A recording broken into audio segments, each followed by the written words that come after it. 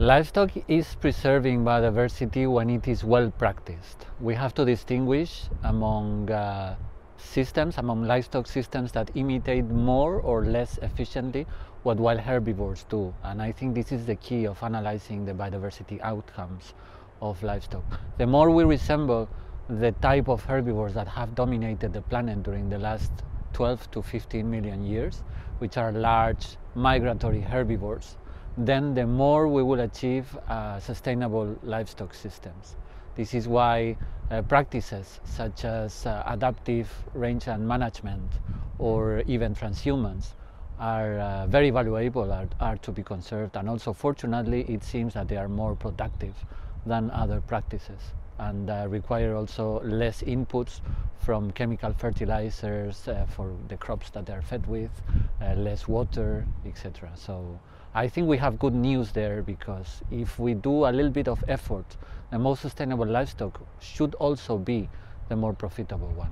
Okay, so maybe the most important factor for preserving biodiversity is the conservation of open landscapes, of open ecosystems. Open ecosystems are ecosystems that can fluctuate between being a closed canopy forest and an open grassland, but normally they are a mosaic composed of patches of forest, patches of shrubs, and patches of herbs, patches of grass that are maintaining a dynamic system by herbivores. And large herbivores in Europe, in North America, and in many other parts of the world have now disappeared because of human action.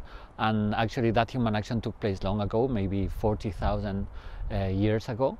So we now need livestock managed in a certain way, not any livestock, to preserve those landscapes and to preserve biodiversity, because we have a lot of plants, a lot of insects that depend on these plants, a lot of mammals, a lot of birds that need the sun, that need open landscapes. And I know this is a paradigm change, because many people interpret that nature can only be a closed canopy forest in Europe, but this is not what vegetation science says. And there the role of livestock, if performed the right way, is very fundamental. It's not good, it's not good that, for example, in Italy the forests are more broadly extended than some years ago, and this has been measured by vegetation ecologists and by conservationists, how there are a lot of species that are having problems because of this loss of open landscapes. The problem of shrub encroachment in Europe is a persistent one that also can affect livestock, because for example it creates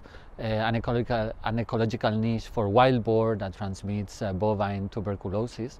But the worst part is the loss of biodiversity that is associated with that. And there has been research going on during the last 40 years about the loss of such ecosystems, about the negative impact on biodiversity.